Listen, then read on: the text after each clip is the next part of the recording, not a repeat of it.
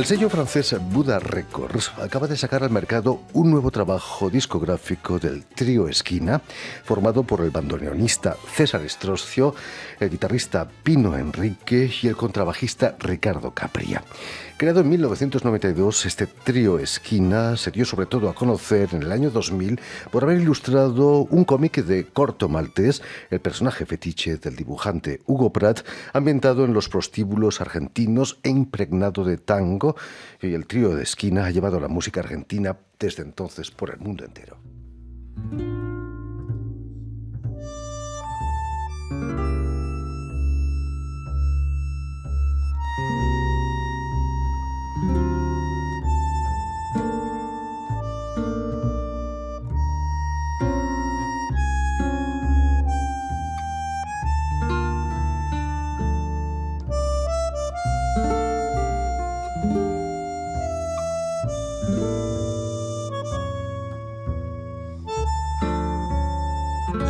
Y para hablarnos de este nuevo disco y de su larga trayectoria musical, César Estroscio ha sido tan amable de venir a nuestros estudios. Buenas tardes, César. Buenas tardes. Y Buenas tardes, Jordi. Muchísimas gracias por haber aceptado nuestra invitación. Es un honor para mí estar aquí en esta casa que yo amo tanto. El placer es nuestro. Permíteme, César, que explique antes que nada que has nacido en Tucumán en 1943, pero que va a ser en Buenos Aires donde estudias bandoneón en conservatorios de barrio con nombres como Alejandro Barleta o Francisco Requena. Pero me gustaría que nos contases cómo fue tu encuentro con el bandoneón. Imagino que allí en Buenos Aires los hay en cualquier esquina. Sí. Justamente lo sabía, y el almacenero don Raúl tocaba el bandoneón, y en un cumpleaños vi a un señor, un muchacho, tendría un par de años más que yo, toqué el bandoneón y quedé impregnado de esta, me acuerdo hasta el tema que tocaba de Filiberto Cuando llora la milonga, y bueno, me quedé ahí pegado con el instrumento y pidiéndole a mi padre, por favor, que quería estudiar este instrumento. Le costó un mes de salario. No está mal. ¿Qué edad tenías entonces? Tenía 8 años y medio. Empiezas a estudiar música, imagino, en el conservatorio, solfeo, sí, en un conservatorio cosas de barrio de Eladio Blanco, y luego me perfecciono muchos años más tarde con Barleta y con Requena. Barleta, el primer bandoneonista clásico primer bandoneonista que toca música clásica exclusivamente, sí.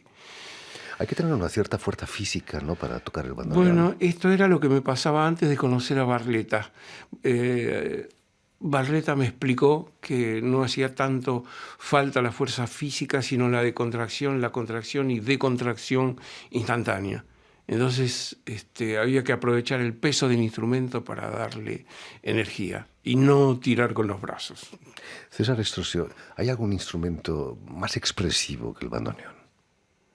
Yo no sé, para mí es el más expresivo. Me parece cercano el saxo. El saxofón, sí. La respiración. Sí, la respiración, el aire. Siento que si hubiese hecho una carrera de saxofonista me podría expresar en las melodías de la misma manera. El bandoneón es más completo porque tiene esa mano izquierda que se utiliza en general para las armonías, y el saxo no la tiene, pero la manera, el sople y el sonido me parece que es el que encuentro más cercano. César Estroscio, en 1964, en Buenos Aires, sí, vas a participar en la fundación del ya mítico Cuarteto Cedrón, del malogrado Tata Cedrón, que por cierto ha estado aquí con nosotros más de una vez. ¿Cómo fue ese encuentro? Ese encuentro, en esa época yo estudiaba en la Facultad de Ciencias Exactas, y un primo del Tata Cedrón me dijo que justamente que tenía un primo que buscaba un bandoneonista, y bueno, así nos encontramos para grabar un disco con la poesía de Juan Gelman.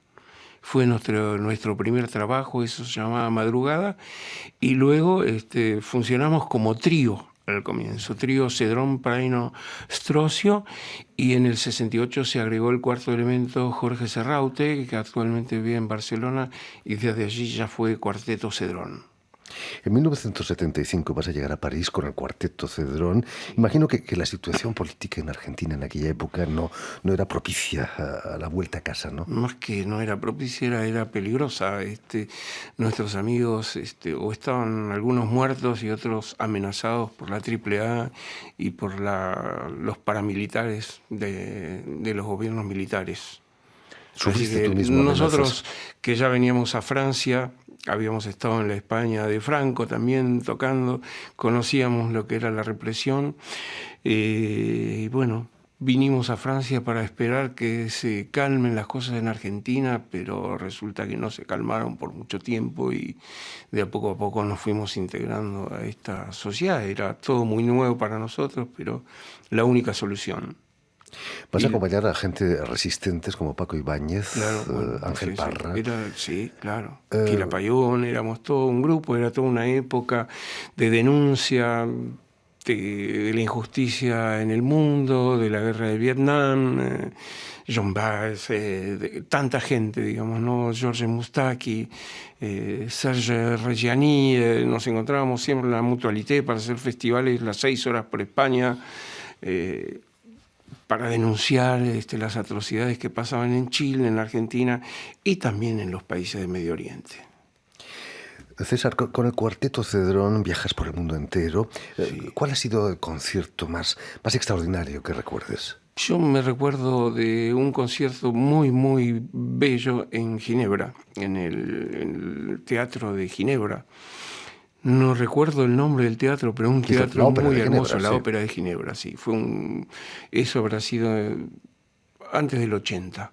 Yo pienso que habrá sido en el 78, 79. Pero tengo muy buen recuerdo de la acústica de la sala. También el Teatro de Nancy. Aquí en Francia. Digamos, a lo que más nos impresiona a nosotros son las condiciones acústicas de la sala. Allí, en esos dos casos, era fabuloso lo que largaba la sala hacia nosotros, ¿no? ¿Y el lugar más público. exótico donde tocaste? El lugar más exótico, esta pregunta es más difícil. Tal vez fueron estos lugares de jazz, el Petit Journal de Montparnasse, porque era tan estrecho y tan pequeño, y el bandoneón al abrir el fuelle tan grande que cuando abría el fuelle casi tocaba la pierna de una señorita que estaba a mi derecha. Lo que a veces no es nada desagradable. No era desagradable para nada, pero era exótico. César, en 1992 vas a crear el trío Esquina, un trío que más tarde va a estar muy relacionado con el corto maltés, el personaje fetiche de Hugo Pratt. Sí. Aunque nunca llegasteis a conocer a Hugo Pratt. No, a Hugo Pratt no. ¿Cómo fue la historia? Nosotros, es decir, teníamos un representante, Marco Castellani, que nos organizaba nuestras giras en Italia, y tanto él como yo, y como otro participante del grupo Esquina, Pino Enríquez, nos gustaba mucho el cómic de Corto Maltés. Entonces, Marco Castellani conocía de memoria todas las historias de Corto Maltés. Y un día, después de un concierto, después de haber tomado un poco también, empezamos a delirar, ¿no? Pensando si a Corto Maltés, a este personaje imaginario, le gustarían los tangos del trío de Esquina.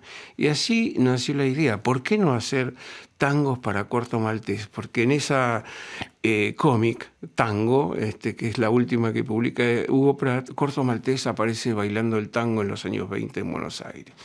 Entonces, bueno, le gustará el tango de esquina, le gustarán los tangos antiguos. Fue una ficción interna nuestra, ¿no?, que nos motivó a crear este disco. Marco Castellani se ocupó de escribir a Hugo Pratt y enviarle el material discográfico que tenían. A Hugo Pratt le encantó la idea y en un momento nuestro representante vivía en Venecia. En un momento en que Hugo Pratt pasó por Venecia, se encontraron y armaron el proyecto. El proyecto en realidad era otra cosa. Eran dibujos especialmente concebidos por Hugo Pratt para hacer un disco. Pero este proyecto fue rechazado por las editoriales, entonces no llegó a dar a luz con los dibujos. Y luego de la muerte, un par de años después de Hugo Pratt, la persona que hereda los derechos audiovisuales, Patricia Zanotti, nos pide, que era un deseo del propio Hugo Pratt, de hacer algo con esta música de esquina. Entonces, bueno, hubo muy poco tiempo para hacer los temas y los pusimos ahí en homenaje a Prat, que no conocimos, pero conocíamos a su personaje exótico, al corto maltés. Volviendo al disco que acabáis de editar, el trío Esquina, cuéntanos, sobre todo a los no argentinos, ¿qué son los esquineros? Los esquineros, yo no la conozco como palabra, la busqué en el diccionario, no la encuentro. Pero a mí, volviendo de estudiar, volviendo de trabajar, ya hacia las 12 de la noche, me encantaba encontrarme con mis amigos de barrio en la esquina de casa. Entonces, hay como un mito en Buenos Aires, sobre todo en Argentina, en Buenos Aires en particular, en Montevideo supongo que también, con las esquinas. Son lugares de reunión donde se puede discutir, ya sea de fútbol, de filosofía, de política, de lo que sea, pero siempre es una esquina. Es muy raro que las reuniones de amigos se hagan en el medio de la calle. En general son en la esquina. La cita se dice, bueno, te encuentro en Corrientes y Anchorena, o te encuentro en Rivadavia y Rincón. Siempre hacemos referencia a una esquina. Está lleno de la esquina de la flor, la esquina de la carne, la esquina... Todos son esquinas en Buenos Aires. Por eso se me ocurrió, cuando creé el grupo en el 92, de buscar un nombre que tuviera una representación visual con Buenos Aires. Se me ocurrió de poner Trío Esquina. Podemos leer en el disco Sí. que se podría haber llamado 1, 2, 3. 1, 2, 3, sí. ¿Por? Esto es por la dificultad, porque mi gran compañero con el que yo creé el trío, Pino Enríquez, vivió 10 años en París y luego volvió a Argentina. Entonces, nosotros nos quedamos muy pegados, como artistas que tocamos el mismo género, y hay como un entendimiento mutual muy raro.